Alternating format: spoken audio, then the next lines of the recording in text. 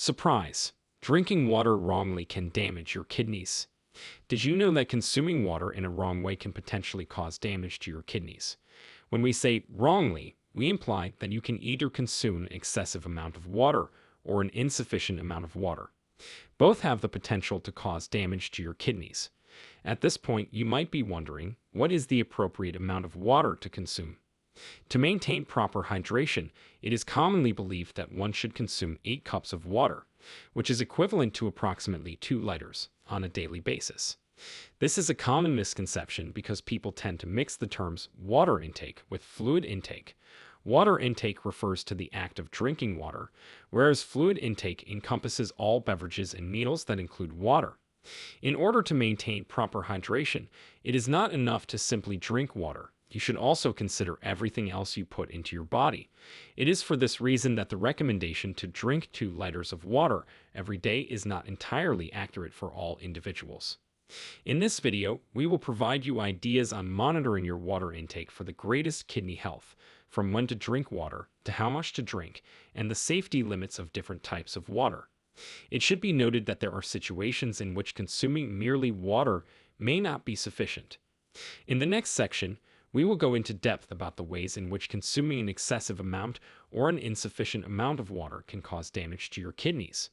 Before we explore please notice, all the information in this video is created by actual individuals, thoroughly fact-checked, unbiased, and reviewed by qualified professionals. Drinking too much water. While specialists are still discovering the optimum amount of water needed daily, drinking more than 1 liter or around 1 quart every hour may impose extra stress on the kidneys. According to the Merck Manual, one estimate shows that frequently drinking more than 23 liters or 24 quarts of water over 24 hours may create abnormally high water levels in a young adult with normal physiological function. Rest assured, your kidneys normally filter out excess water. So, water toxicity, overhydration, water intoxication, or drinking too much water happens seldom in healthy persons.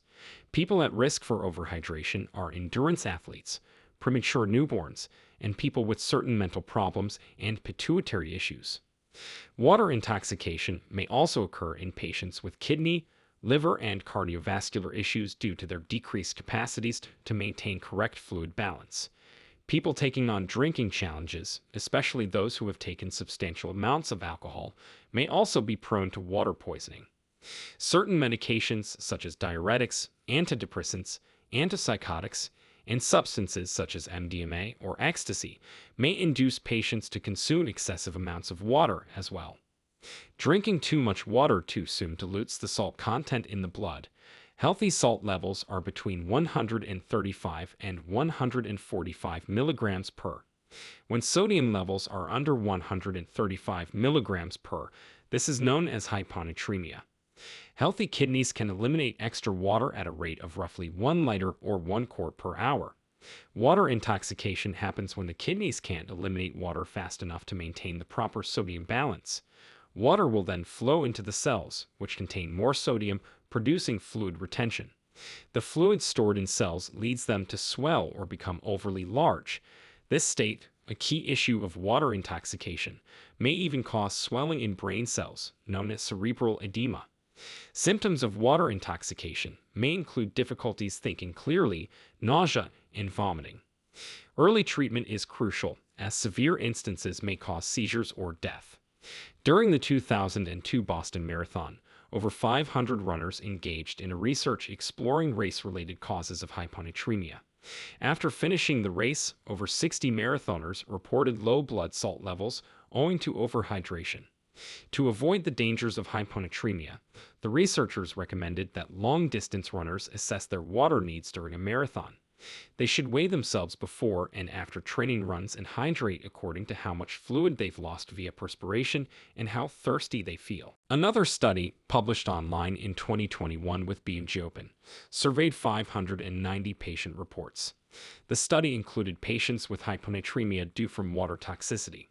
On average, the patients drank 8 liters of fluids every day. Severe effects included seizures and coma, while additional symptoms recorded were vomiting, lightheadedness, and weakness. Unfortunately, a small number of patients had brain damage due to complications, while over 75 of the patients died. Overall, drinking too much water, although not frequent, may induce low salt levels in the blood and fluid retention. These abnormalities can cause significant harm to the kidneys. Studies also emphasize the hazards connected with overhydration that may lead to mortality.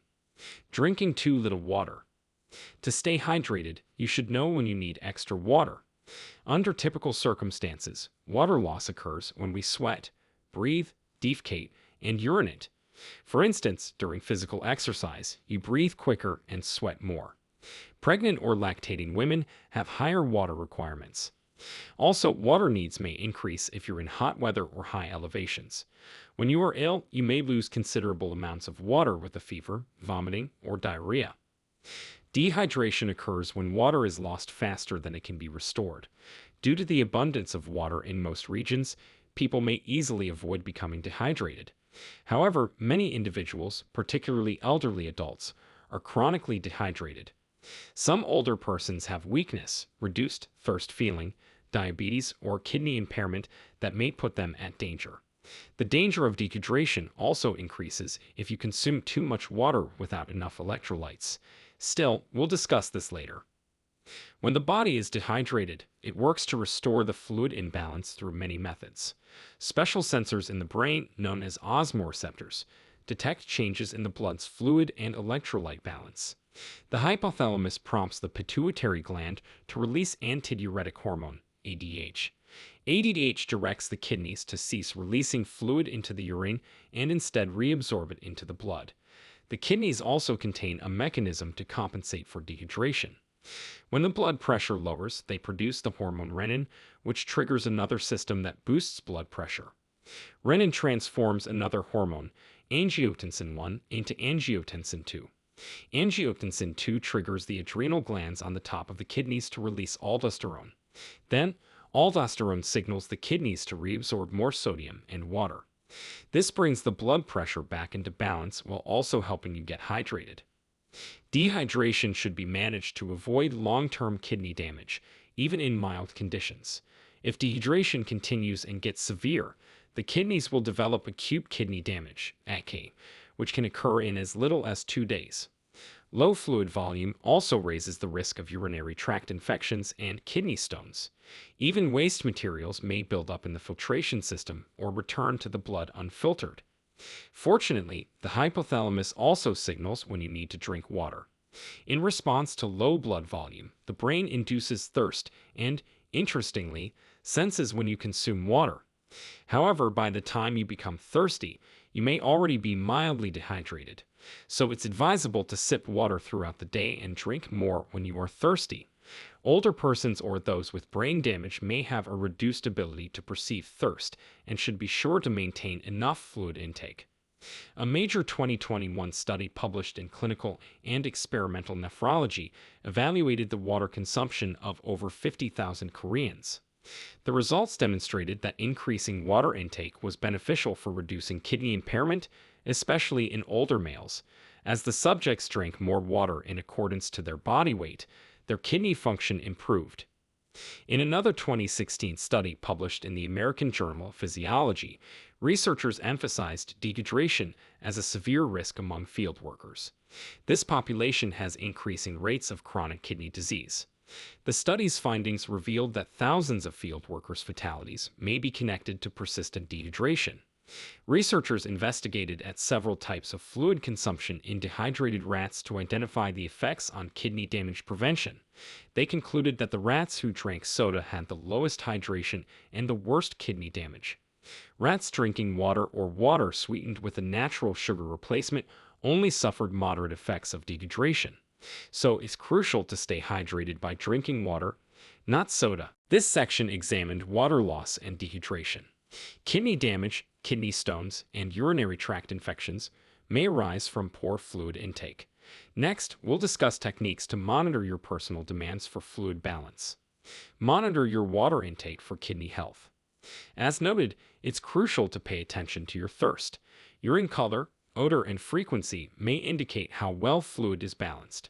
Clear urine usually signals that you are hydrated enough or excessively hydrated. When you drink more, you urinate more frequently. When you are dehydrated, your urine turns yellow or amber and may have a strong odor. As the urine becomes more concentrated, you'll also make fewer trips to the bathroom.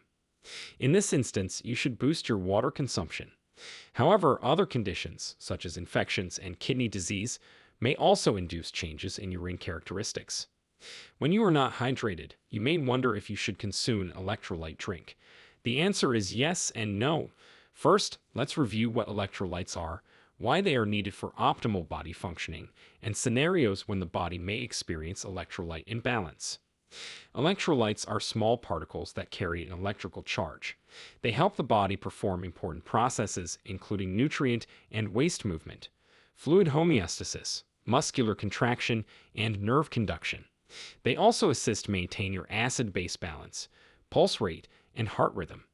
You've undoubtedly already heard the names of the most common electrolytes: sodium, potassium, chloride, calcium, magnesium, phosphate, and bicarbonate. Like water, they exit the body naturally through urine, feces, and sweat. You may lose more electrolytes along with fluid during illness with fevers, vomiting, or diarrhea. Electrolytes can also be lost when you are sweating extensively due to exercise or hot and humid outside weather, and also while you were taking certain drugs. High blood sugar in persons with diabetes also causes both electrolyte and fluid loss. Now, when you become dehydrated in these instances, electrolyte replacement drinks are effective for restoring fluid and electrolytes quickly. Some people may prefer to consume them after mild or moderate exertion, although water will usually be plenty. However, these drinks may still be effective after exercising for over an hour with severe perspiration or under an hour with vigorous exertion in hot temperatures. Electrolyte drinks aren't normally needed throughout the day and may be detrimental in some cases. They include large quantities of sodium, potassium, magnesium, and chloride. For patients with kidney or cardiovascular problems, these drinks may increase blood pressure or dangerously raise blood electrolyte levels. Some electrolyte drinks feature significant quantities of sugar, which can contribute to diabetes, obesity, and other health concerns.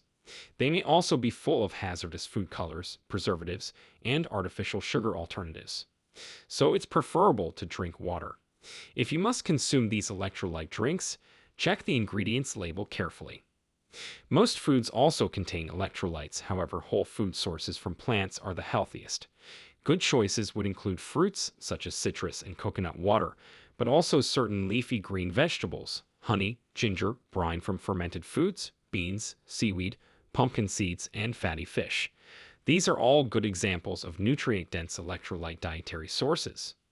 If you've seen the full video so far, you will be able to detect common myths regarding staying hydrated. Myth 1. You must consume 8 glasses of water daily. Myth 2. The more water you drink, the better it is for your body. Myth 3. Drinking water is the only way to stay hydrated. Myth 4. You should always drink substantial amounts of electrolytes or sports drinks when exercising. A further myth is that caffeine and alcohol are dehydrating. While both are diuretics that increase urination frequency and volume, modest use can still assist maintain you well hydrated. However, limit caffeine and alcohol along with other sugary drinks since they can have detrimental effects on the kidneys when intoxicated excessively. Up to 400 milligrams of caffeine a day, or approximately 4 9-ounce cups of coffee, is considered safe. Some persons with kidney disease need to be cautious about the amount of water they drink. As kidney damage increases, doctors may advise a limiting fluid intake, particularly for patients on kidney dialysis. At this stage, the kidney's capacity to generate urine and manage the amount of fluid in the body is substantially diminished. Some people may even cease generating urine. However, persons with kidney stones or urinary tract infections, UTI, should increase their water. Flushing the kidneys with water will help the stones fall apart. Besides that, drinking water will also help fight UTIs. This is because cleansing the kidneys and bladder helps eradicate harmful microorganisms.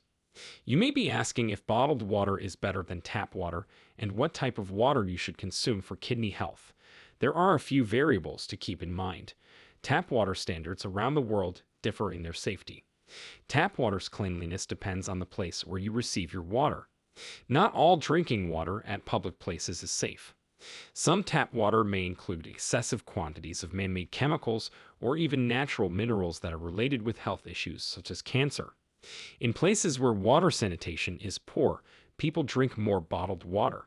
However, in regions where tap water quality passes safety regulations, marketing efforts may generate the idea that bottled water is a preferable alternative.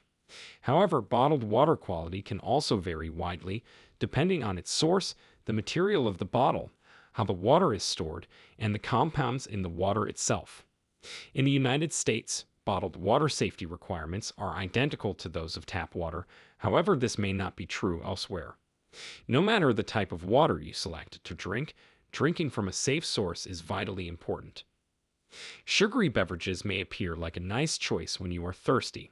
However, they aren't hydrating and might possibly cause more harm than good. Drinks having significant amounts of sugar include sodas, smoothies, coffee, energy, and fruit drinks.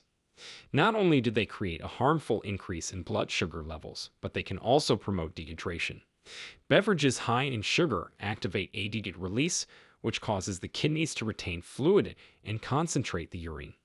This puts extra burden on the kidneys to filter blood. Also, sugar from sweetened drinks might boost the synthesis of uric acid and other metabolites. These waste products can induce inflammation and the development of dangerous chemicals called free radicals. Free radicals may cause damage within the small filtration structures of the kidneys. Sodas are also related with developing kidney stones.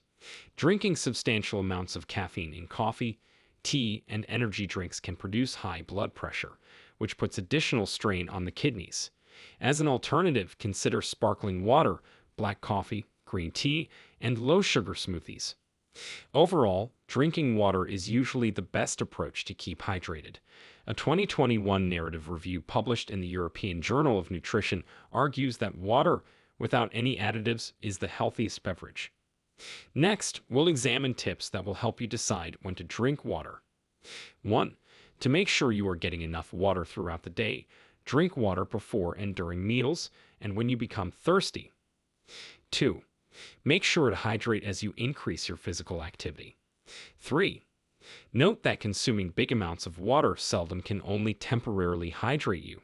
This amount of water may exit the body fast to prevent blood dilution and low sodium. Instead, do the reverse. Drink little amounts of water frequently and eat hydrated items throughout the day. Having some water in the evening will help keep you hydrated overnight. It can also decrease your body temperature to help you sleep easier. However, if you have acid reflux, you might wish to cease drinking water for at least 2 to 3 hours before you go to bed. Alternatively, drink very little amounts of water at sleep to lessen the desire to urinate at night. In this section, we explored learning to recognize your indications of hydration through thirst and urine indicators, bottled water and tap water safety, and some common fallacies. Next, we will outline the main points mentioned in the video. Be sure to watch until the finish to reinforce and help you remember each point. In this video, you learned how water can damage your kidneys. Adequate water intake depends on your body composition, effort level, overall health, and other factors. That's why daily water demands differ from person to person. You might need more than 8 cups of water a day at times and less than 8 at other times. Advertisers argue that the drinks they offer are hydrating. However, not all fluids give enough hydration. In fact, some include electrolyte levels that may be excessively high for some people, and many contain large amounts of sugar and preservatives that may even harm kidneys over time. Next, you learned about how vital water is for your kidneys. Water loss happens through body fluids, and replacing water is necessary to properly eliminate waste, manage blood pressure, and balance electrolytes. All these effects will considerably assist your kidney health. Then we stress that overhydration can drop your blood sodium levels, injure your kidneys, and lead to catastrophic repercussions. The second half of the video covered the importance of electrolytes and when increasing their consumption is important for hydration. Dehydration can also affect the kidneys. Too little fluid consumption may produce low blood volume and weaken the kidney's filtration system. Hormones such as renin and aldosterone will seek to restore the fluid balance.